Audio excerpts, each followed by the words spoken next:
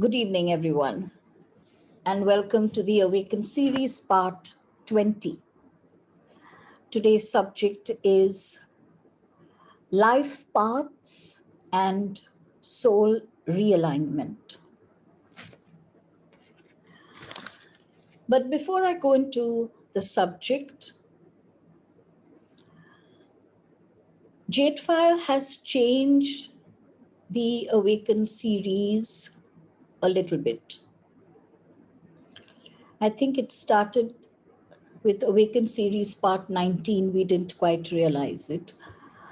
But today I was told very clearly, the Awaken series now shall take place every 15 days and not every week. There is a reason for this. JadeFire says the first phase of the Awaken series has come to an end. The second phase has started, and the second phase is about actual structural dynamic changes to our energy spaces. So due to the fact that the Awaken series now goes into the second phase of actually proactively working towards changing our energy matrices,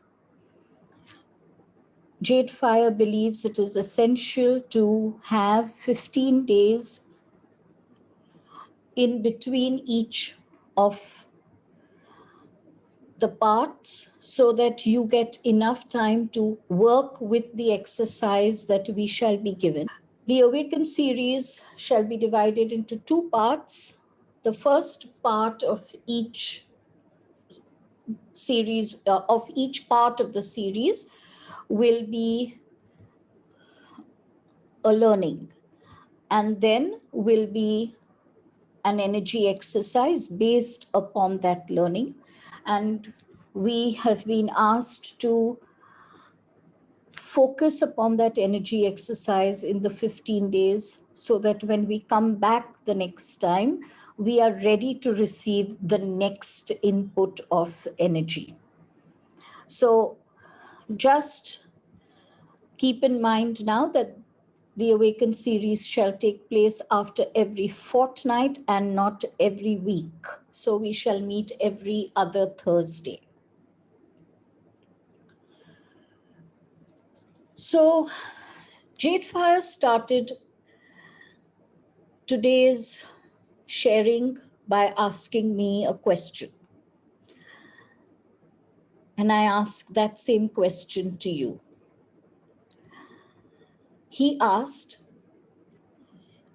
is your soul speaking to you in a soft whisper?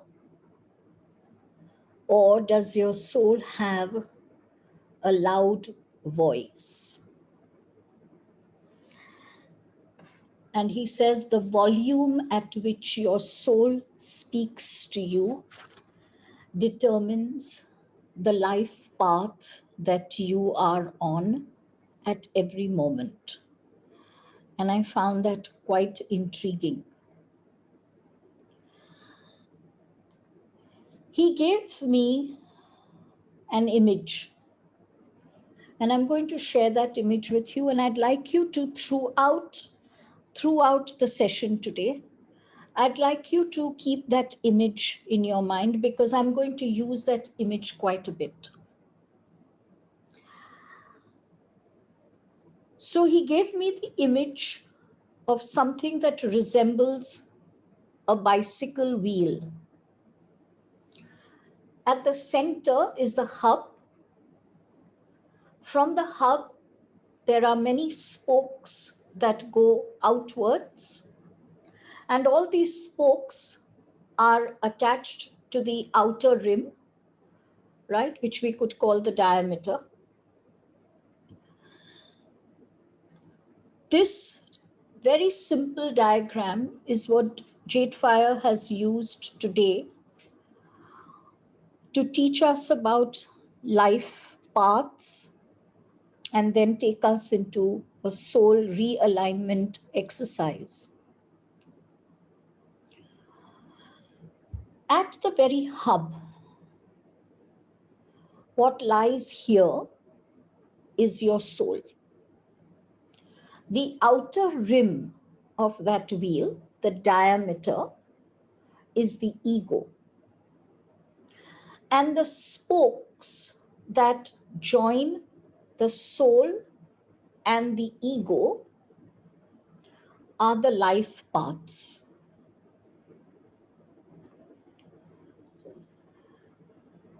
The louder your soul speaks to you, the closer you are towards the center. When your soul is barely a whisper, but your ego speaks very loudly, you are situated very close to the outer edge, to the diameter. What are these life paths that join the ego, the soul, and the ego? JadeFire says these life paths are nothing but choices. Choices that he reminds us that he has already spoken to us about. For example, he says one of the spokes, one of the life paths, is that of scarcity versus abundance, where scarcity is the outer rim, abundance is right at the center, where the soul is. Another one is separation and oneness.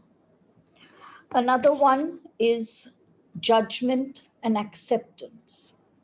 Then there's criticism and understanding. There's conditional love and unconditional love. All of these that JadeFire has already spoken to us of in the earlier Awaken series sessions, they form the spokes of this wheel. For example, if I am closer on the scarcity abundance axis, if I'm closer to the hub, it means that on that particular axis, I live more frequently in abundance and less frequently in scarcity. But if on another spoke, let us say, for example, criticism versus acceptance or understanding, if on that spoke I am dwelling more closer to the diameter, which is the ego rim, and less to the soul, then I will be far more critical and far less understanding. So JadeFire reminds me here that when you use the word life path, it is very different from life journey. So life journey is the lifetime from conception to death. That is our life journey. We take different life paths in this one life journey. And he says every choice of yours along these spokes, every choice is a life path. So he says, on some of the life paths, you are closer to the diameter. And on some of the life paths, you are closer to the hub, that is the soul.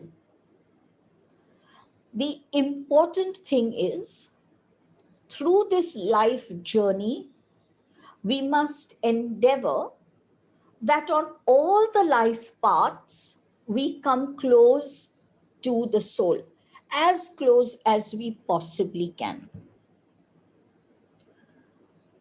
He then goes on to give us a little bit about our soul journey, not our life journey. Our life journey is the lifetime that you and I are living right now, which started at conception when we were conceived, which shall end with our passing into light again. He then goes on to talk of the soul journey, which means the soul takes different embodiments. He says every point on the diameter is one birth. Every point on that diameter is one life journey. When you start with one life journey, you then proceed to the next point and a next point and a next point till you come back full circle to where you had started. Of course, when you come back full circle, your energies have changed. We'll come to that a little bit later. Every life journey, JF says, starts at the diameter because that is the ego.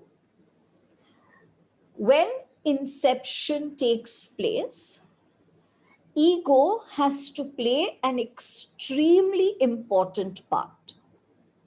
It is ego that shall be responsible for the kind of embodiment we have chosen for ourselves.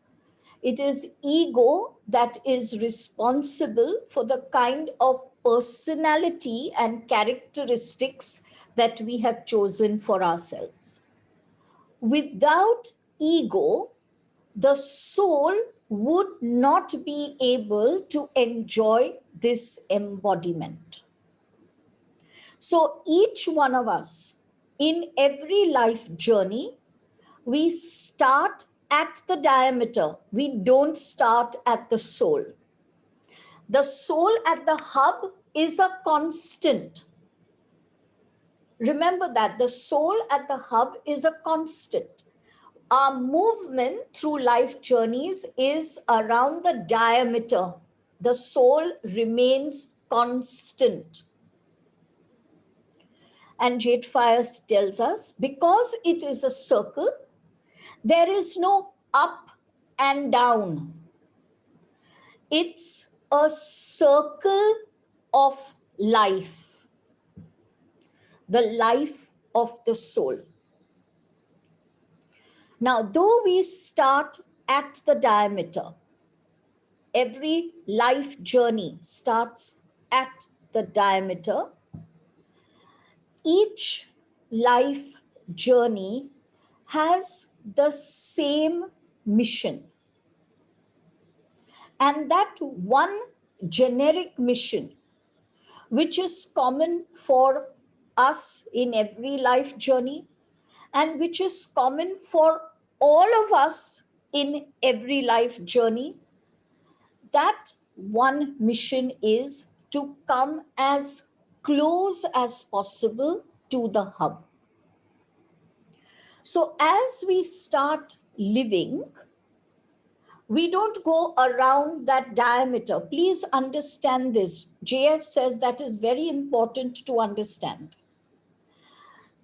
When you go around the diameter, you take a lifetime. So it's one lifetime, you live it, then you move to the next point, you live that lifetime, then you move to the next point, you live that lifetime. But during each lifetime, the movement is not along the diameter, but the movement is along the spokes.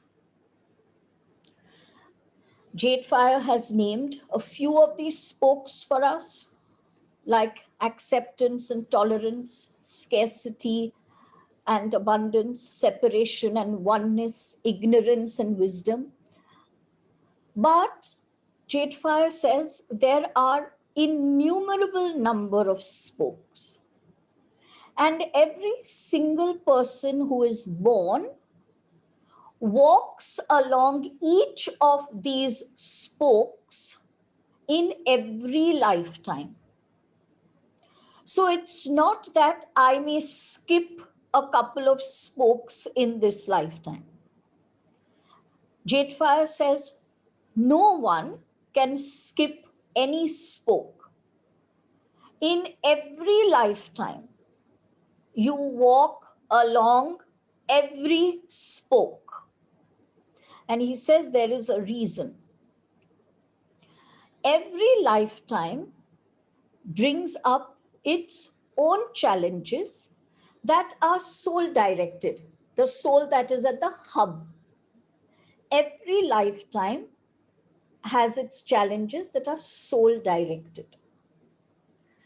Sometimes, even though in this lifetime, I may be very, very close to the soul on a particular spoke, in another lifetime, due to a certain set of circumstances and challenges, I might actually give up that position close to the hub and move towards the outer rim of the ego.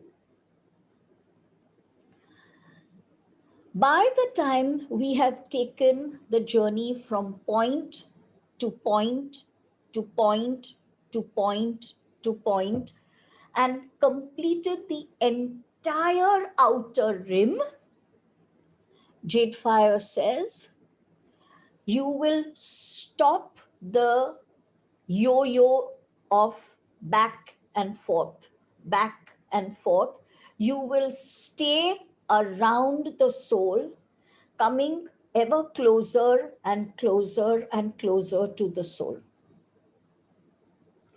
JadeFire says, you can, from this, you can for yourself try to figure out, try to discover how far away is, let us say, your last lifetime. If on a few spokes, you are still closer to the outer rim of the ego, then you know you have considerable number of lifetimes to go, because the closer you come to that last lifetime, that point where we started, the closer you are to that, the closer you shall be to the soul, and your movement away from the soul towards the ego outer rim will be almost absent. I thought that was an absolutely wonderful way of self-judgment, self-awareness, because I hear so many people telling me very often, oh, someone read my chart or my patri or my whatever, and they said, this is my last lifetime. And after this, I am just merging. And I smile to myself because I am amazed at how they are unable to see that their journey into egohood is not yet complete. They haven't finished yet with their ego. How can you possibly have this as the last lifetime? So this is not the last lifetime for any of us here.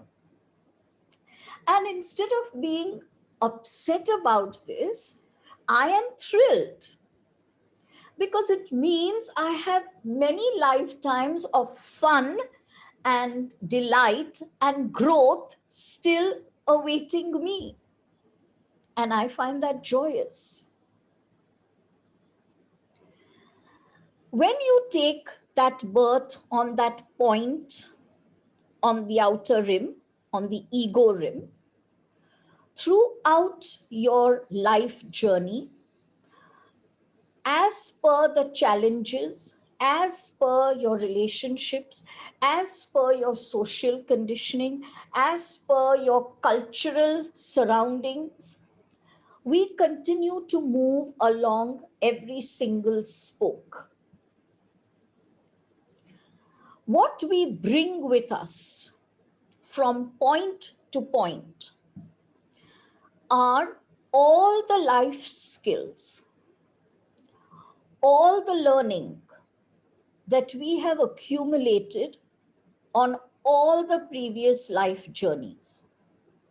When I move from one point on that diameter to another point on the diameter, I bring with me all of the wealth that I have collected over the life journeys. But I also bring with me all the negative thought patterns, all the consequences of the unhealthy choices, all the harshness that I have also been involved in. I also bring that with me. So when I take birth again on a new point on that diameter, I already am starting off where I ended my last life journey. So when you and I end this life journey, all this wealth of information that we have learned shall be carried with us. It's not going to disappear into nothingness. JadeFire says, even that information which you get, but which you never apply in your life, is information that is taken with you as a treasure. You may not apply that information that you receive in this life journey. You might apply it in another life journey because it's always yours. It doesn't go away. And what doesn't go away also, as I said, are these negative thoughts, unhealthy choices, and other choices that we have made when we have lived much closer to the outer rim of the ego. When I start upon a spoke, now this was interesting. When I pass into light in this lifetime, if on a particular spoke, I am very, very close to the hub of the soul, let us say the spoke of separation and oneness, before I pass into light, I am very close to the soul on that particular spoke. In my next life journey, I shall start exactly at that place on that particular spoke. And that is why JF says the soul's journey is not broken up.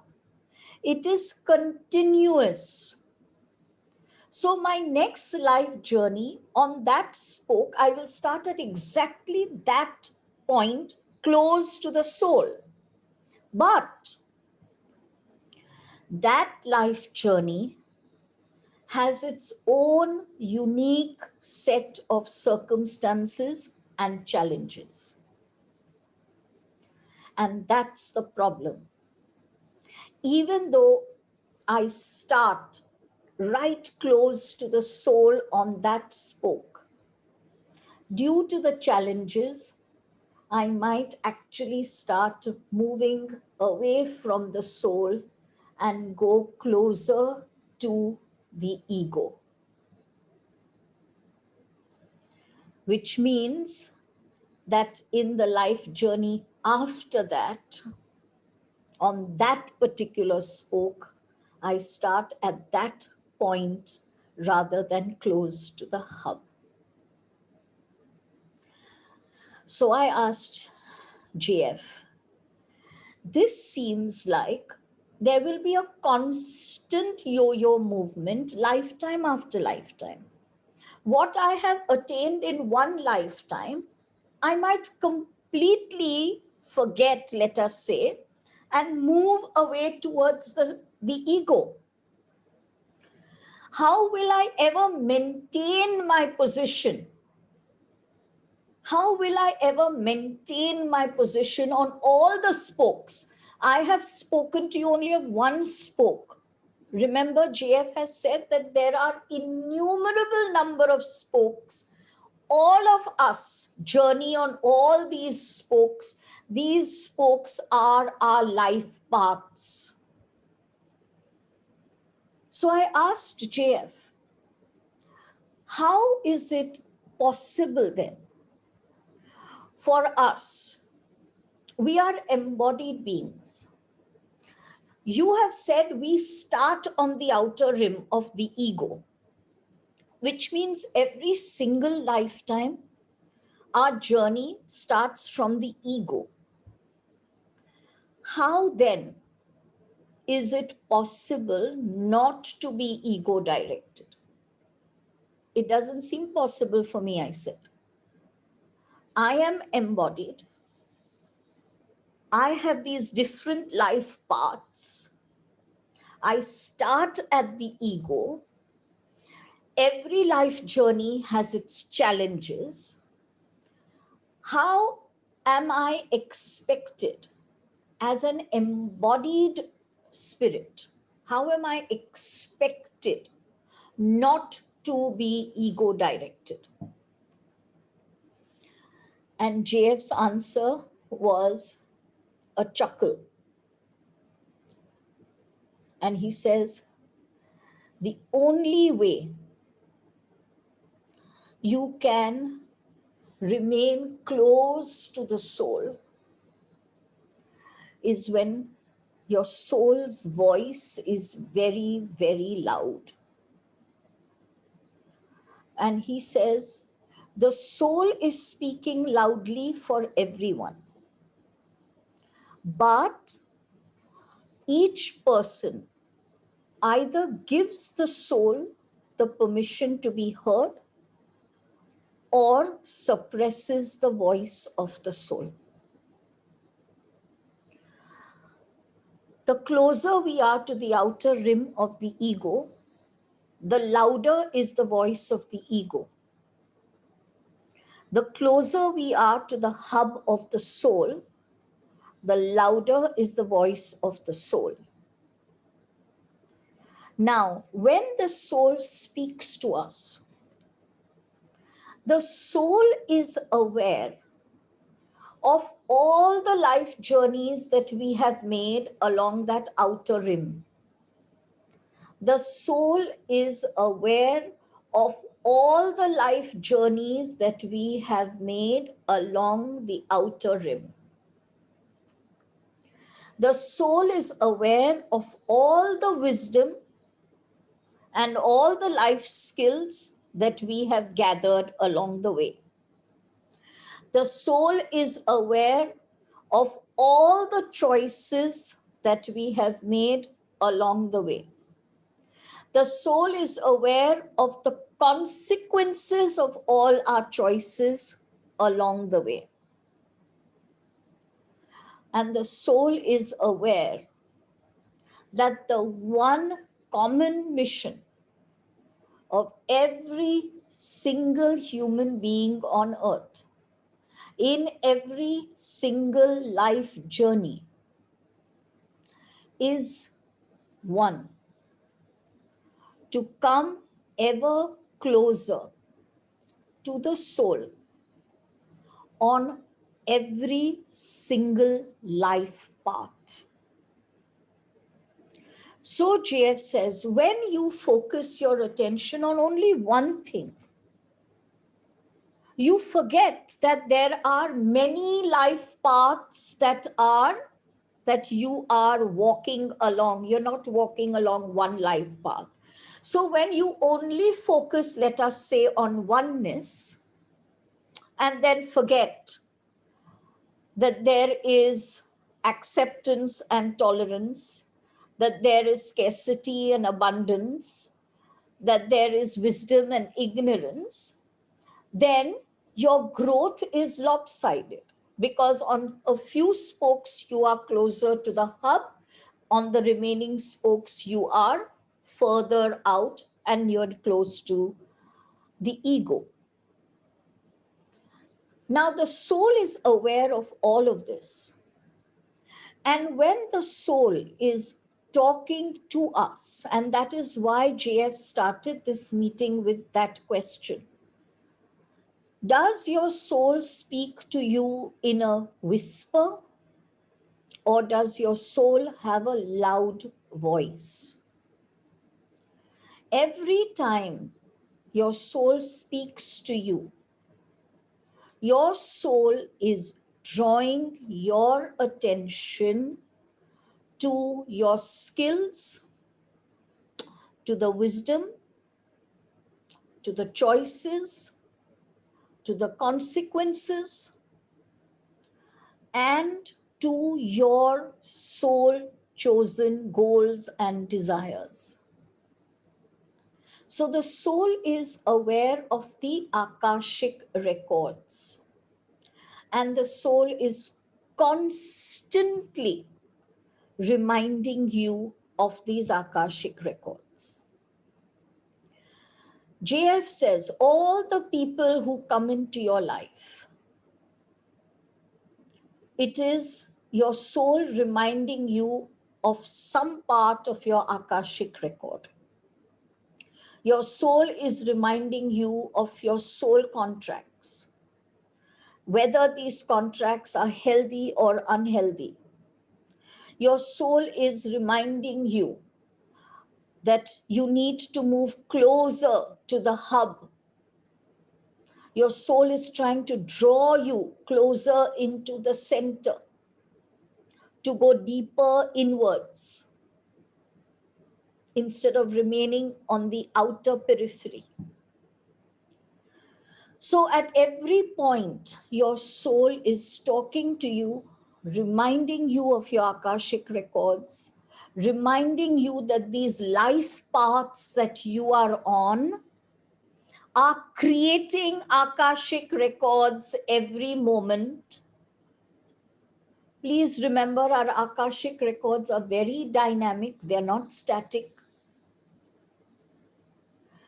All of these reminders we can hear if we allow our soul's voice to be loud.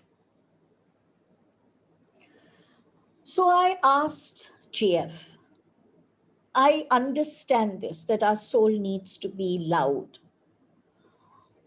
What can we do to ensure that the ego does not drown out the soul? And again, JadeFire chuckled and said, you have to realign the soul and the life paths. Which means today what we are going to do in the exercise is we are going to look at all these life paths, not individually. We are going to do it collectively, energetically. And we are going to attempt to change the energy equations, whereby we come closer to the hub, that is the soul, by clearing out anything that stands between us and that hub. So he's going to take us through a very deep soul realignment exercise.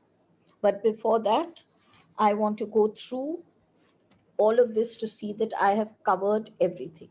No, I have not. One very important point that I have not covered. JadeFire says every single person has a large squad of spirit guides. Whether you believe that they exist or not, JadeFire says you are constantly asking for their help. Right? Even when you ask a question which is as simple as, oh, I wish I knew what the answer to this was, actually, you are calling out to your spirit guide to say, give me an answer to this. So JadeFire says they exist. They don't exist because you believe in them. They exist. Now, you might think that when your spirit guides exist, they would do everything in their power to ensure that you remain closer to the hub, right? They would not allow you to remain too close to the outer periphery of the ego. But that's not how it works. Your spirit guides see where you are placed. If you are placed, if I am at a certain point on a certain life path, which is closer to the ego, and from that point on the life path, I ask my spirit guides for help, they will give me only that help that is in alignment with my current position. And JadeFire says that is why soul realignment is so important. If you desire to get the help that is deep and vital and truly cosmic in all its facets, then he says you have to position yourself on these life paths where the soul can, where your spirit guides can give you that kind of help. And why do the spirit guides align their help with our position? Because they respect our choices. If I am at a certain position on a certain life path, let us assume on the scarcity abundance life path, I am positioned closer to scarcity. The spirit guides will respect my choice. And when I ask for help, the help I shall be given can align with my choice and with nothing else. And therefore, the responsibility of this movement along the life paths, along the spokes of these wheels, this responsibility is mine and mine alone. My guides cannot help me, my masters cannot help me, my angels cannot help me. Yes, they can help me like they are doing now by bringing to me wisdom, by bringing to me opportunities to enhance my life skills. But as JadeFire says, the choice to use that wisdom or not, to use it partially, to use it completely, that choice is given entirely to you and I. So we have to remember this very, very clearly.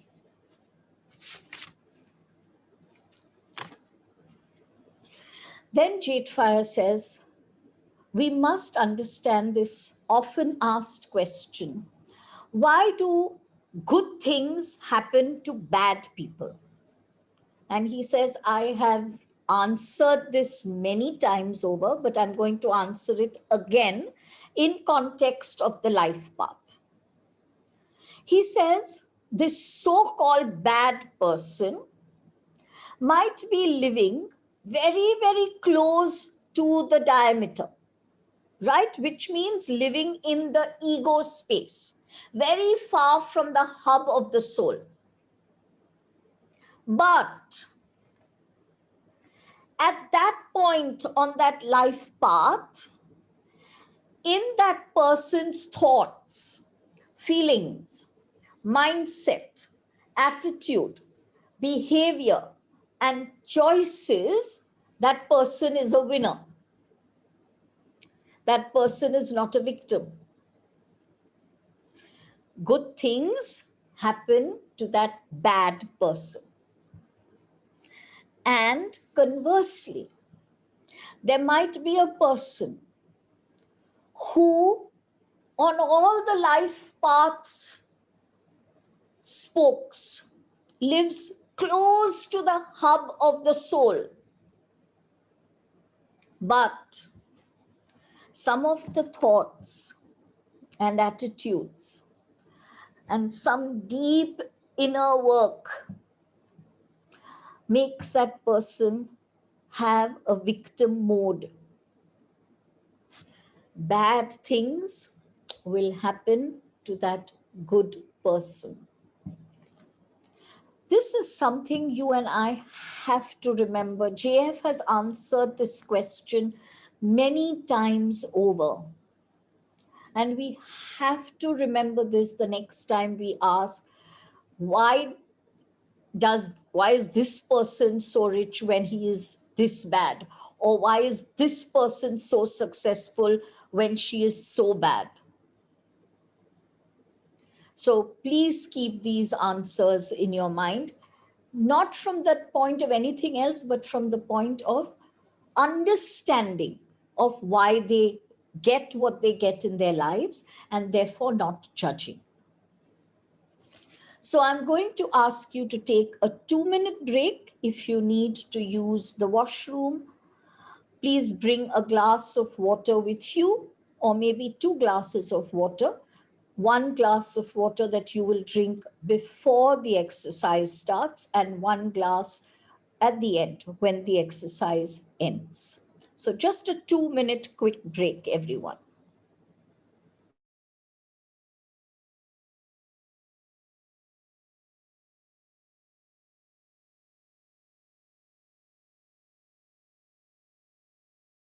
Please ensure that you've had your water.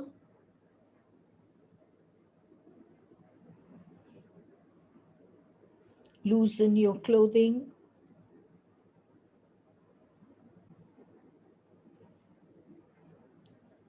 And for this meditation, it is important that you remain seated. Let your spine be straight, not rigid, just straight.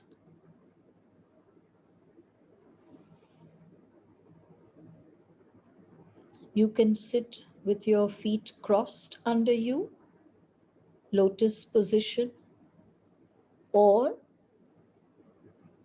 sit with your feet firmly implanted on the floor. But please ensure that you're not wearing footwear that has plastic or nylon or rubber as the sole, because we are going to take a lot of help from Mother Earth, and we want her energies coming into our energy system without any disruption.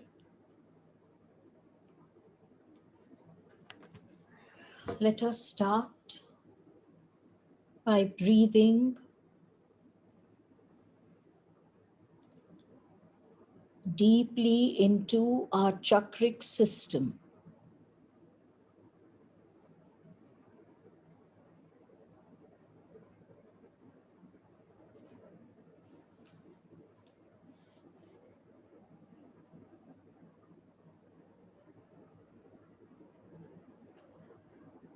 Breathe from your crown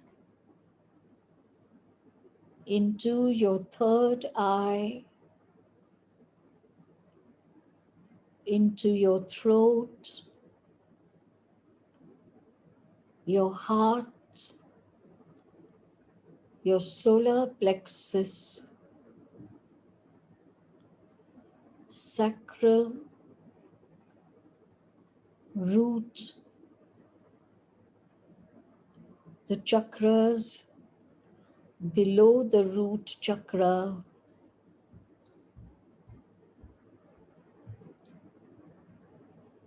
breathing into the earth and taking up the energies from the earth upwards, right up to your crown chakra,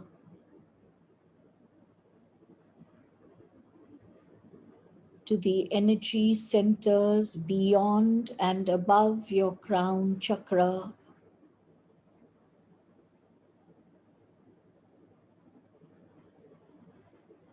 Please continue this pattern of breathing for a few moments.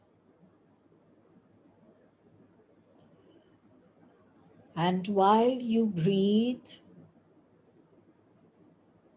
please make very firm intent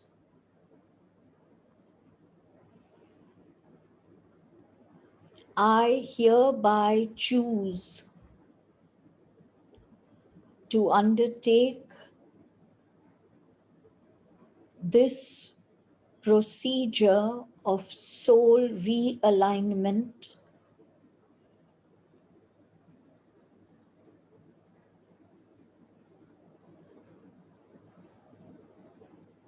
This is my highest choice.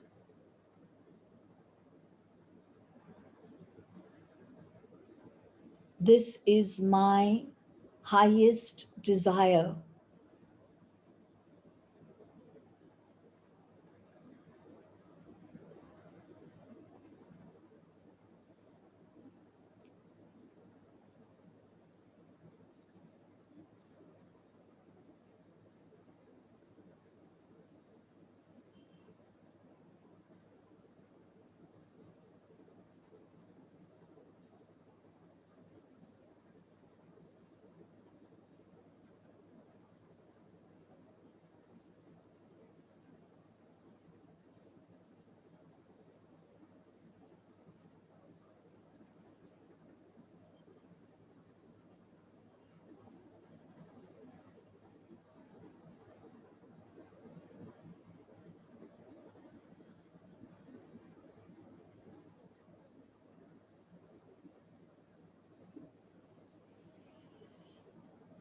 I hereby invoke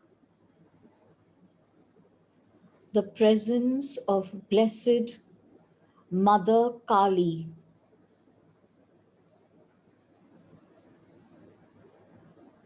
I ask her energies to move through my chakric system and remove all blocks that can place hurdles in the path of soul realignment. I invite Kali into my root chakra. I give her permission to clear the blocks.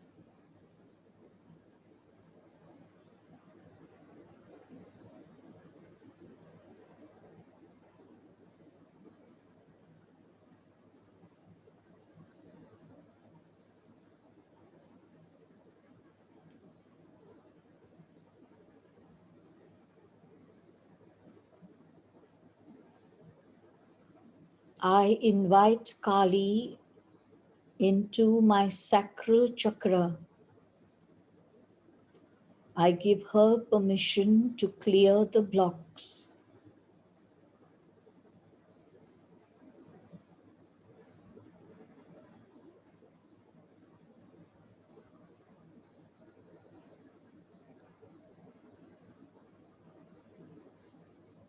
I invite Kali into my solar plexus chakra. I give her permission to clear the blocks.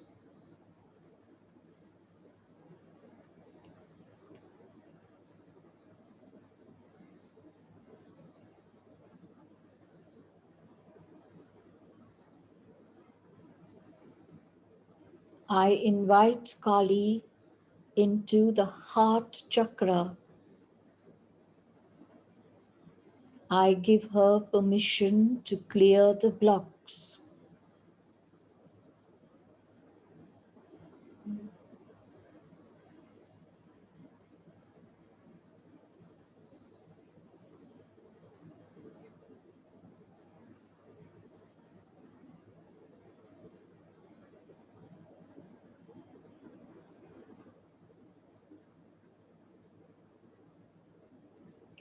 I invite Kali into the throat chakra. I give her permission to clear the blocks.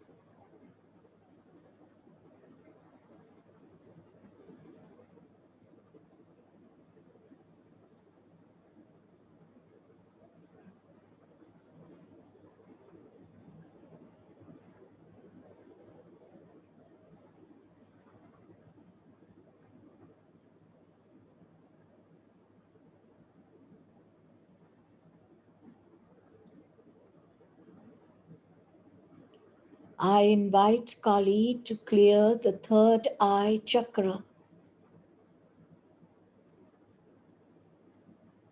I invite her to clear the blocks.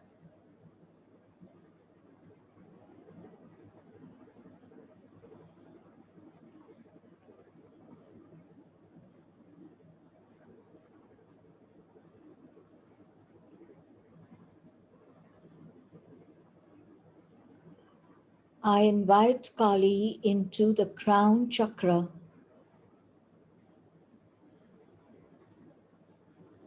I ask her to expand my crown chakra to facilitate the fullest extent of soul realignment that is most suited for me now.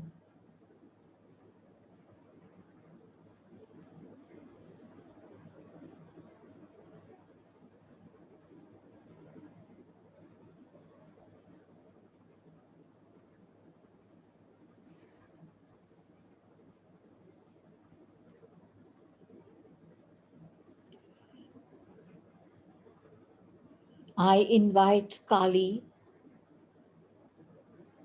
to go deep into my energy space, into my Akashic records.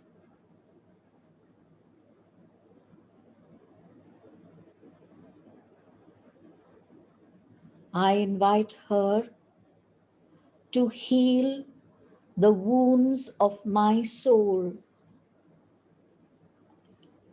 that my soul gives permission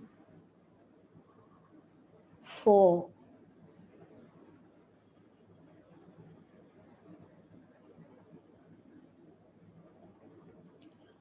I no longer choose to be influenced by these soul wounds.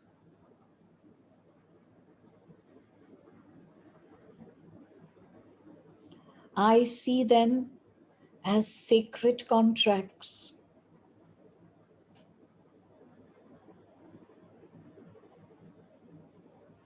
I ask Kali to clear my unhealthy reactions that have created these soul wounds.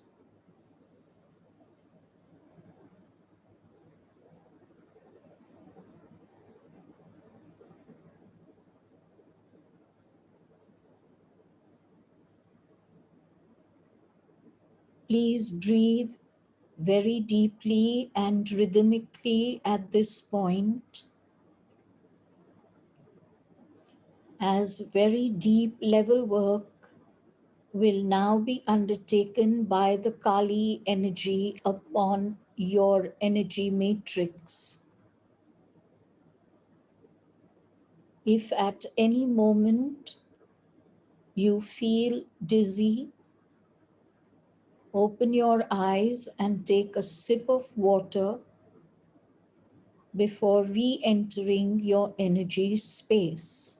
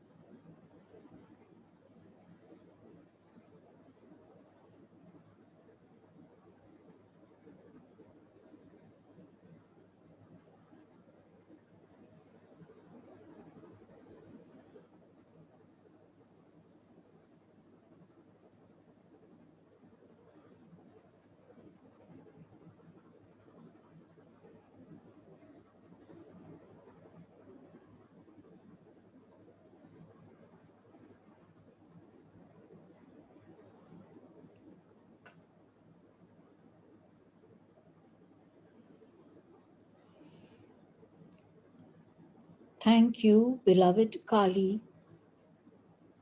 for your invaluable role in my soul realignment. I now invoke the presence of mighty Archangel Metatron,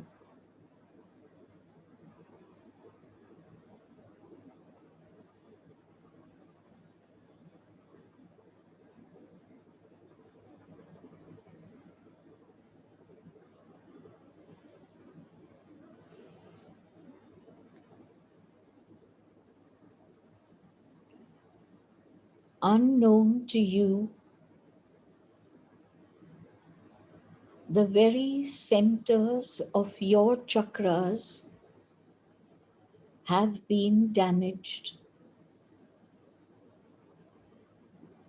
by your unhealthy choices, attitudes, thoughts, words, and feelings.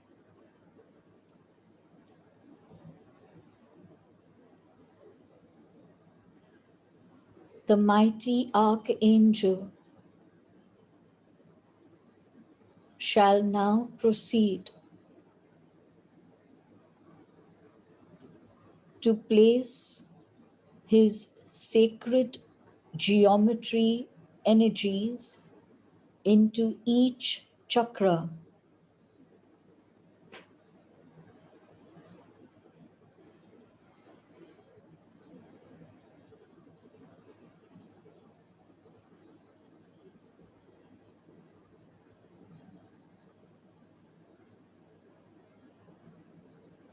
I give permission for the root chakra to be healed, repaired, and restored to its original cosmic state.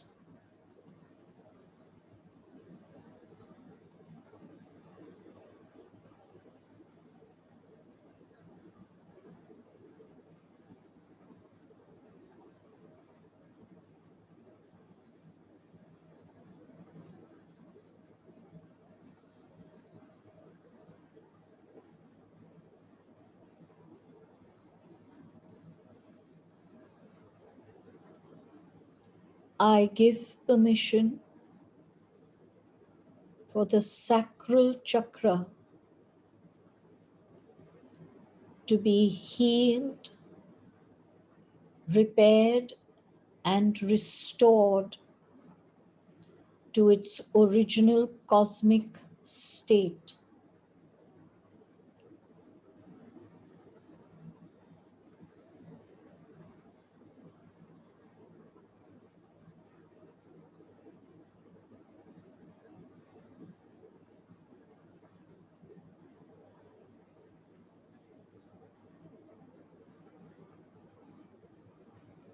I give permission for the solar plexus chakra to be healed, repaired, and restored to its original cosmic state.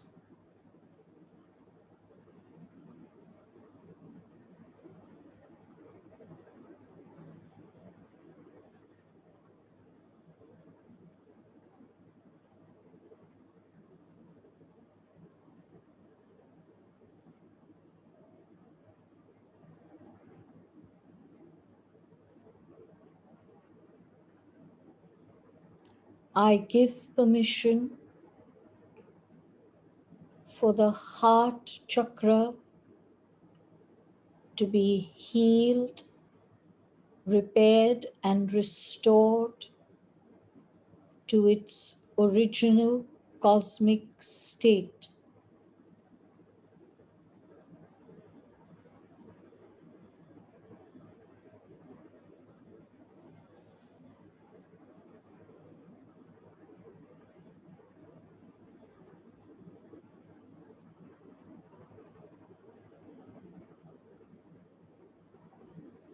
I give permission for the throat chakra to be healed, repaired, and restored to its original cosmic state.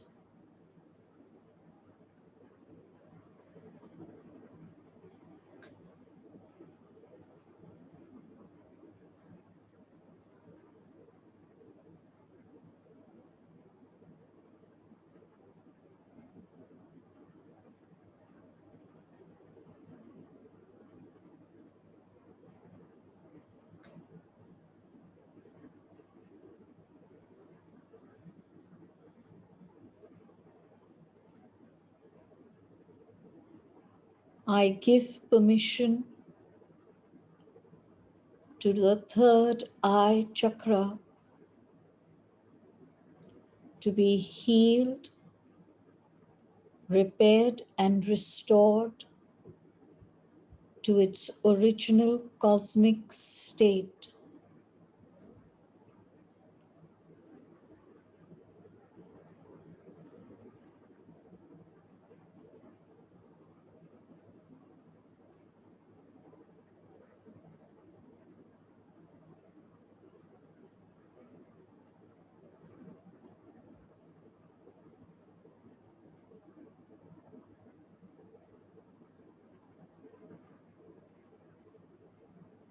I give permission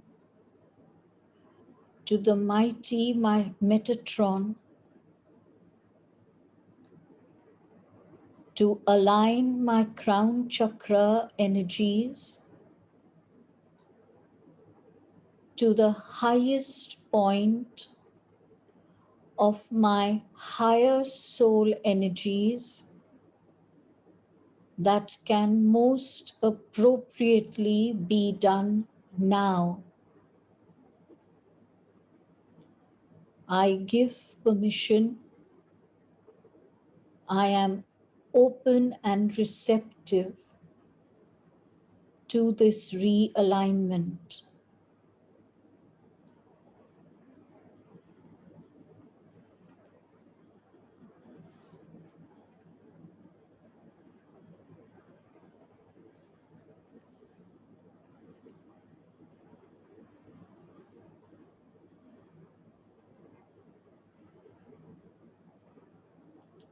I shall use this realignment to free myself from all unhealthy contracts,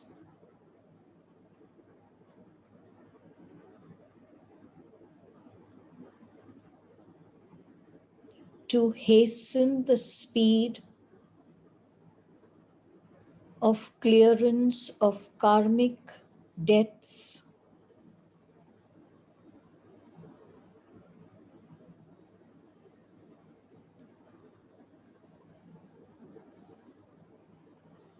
and to stop all energy drainage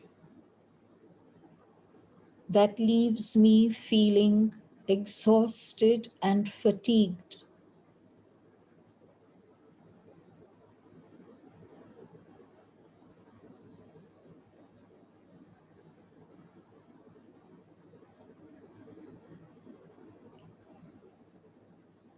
I deeply bow in gratitude to Metatron for this invaluable service in my soul realignment.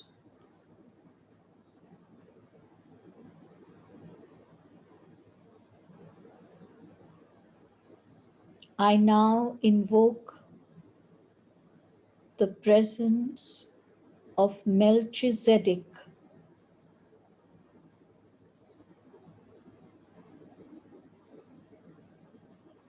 I give full permission for the Antakarna,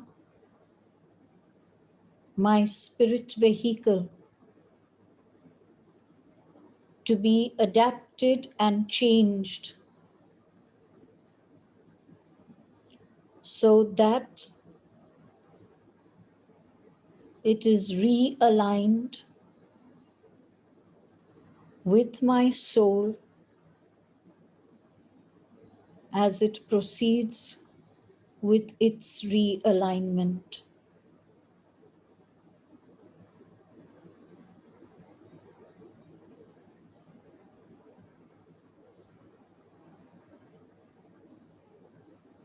I receive this changed, transformed, expanded and upgraded Antakarna with deep honor and humility.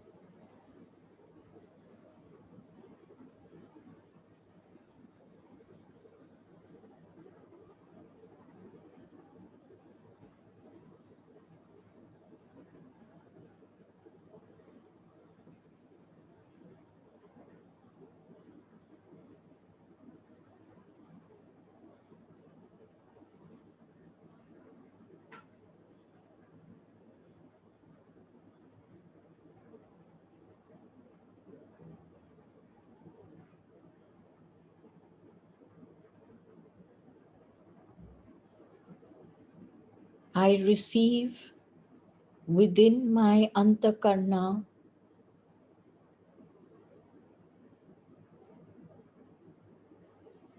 energies from the fifth, sixth, and seventh dimensions, so that my current energies are very slowly and gradually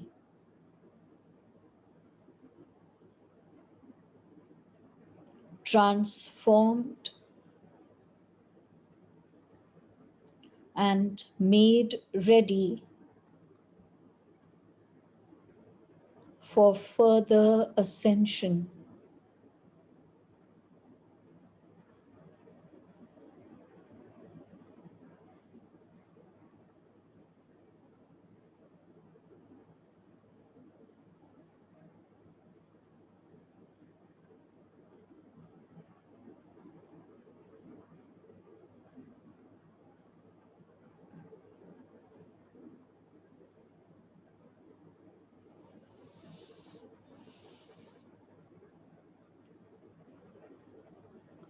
I am of the cosmos.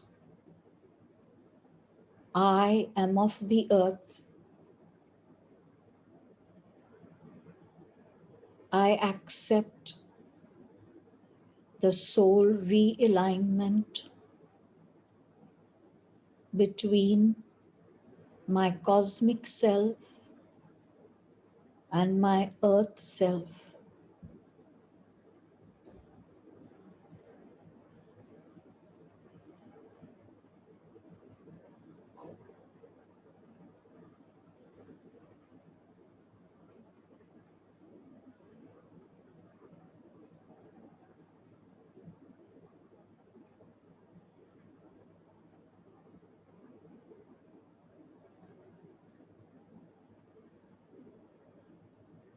I bow in deep gratitude to Melchizedek for his invaluable service in my soul realignment.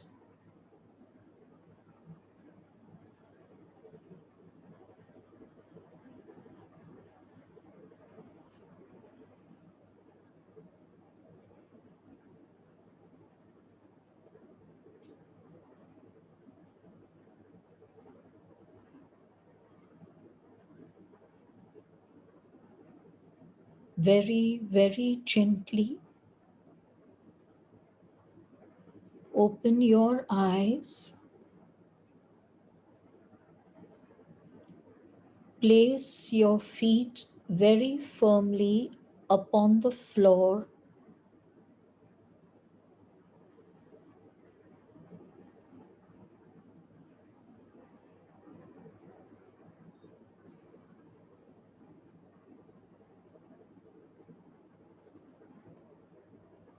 Receive the grounding from Mother Gaia.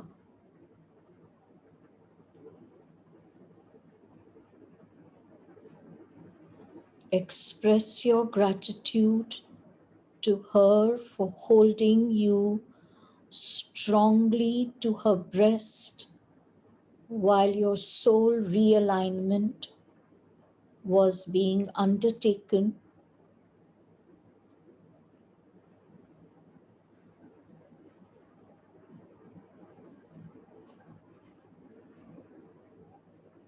Take your time to get up.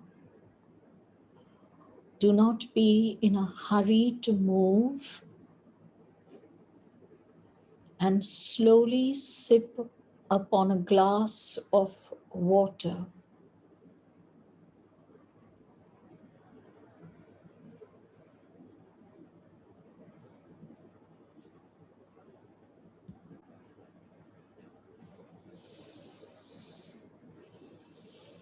Thank you all for being here.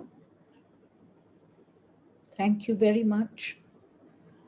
Please repeat this soul realignment procedure every day till we meet again after a fortnight. Thank you.